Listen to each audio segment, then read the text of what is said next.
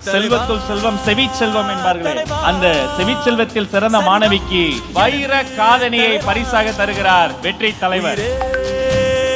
உயிரே உயிரை உனக்கு தரவா, எழுவோம் எழுவோம் உன்னால் எழுவோம், பின்னால் நிழலாய் பொன்னாடை போட்டி பாராட்டு சான்றிதழும் வைர தோடும் பரிசாக தருகிறார் உங்கள் அண்ணன் விஜய்.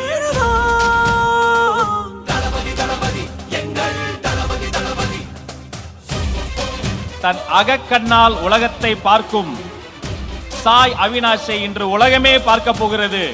வெற்றி தலைவரின் பாராட்டும் பரிசும் இதோ.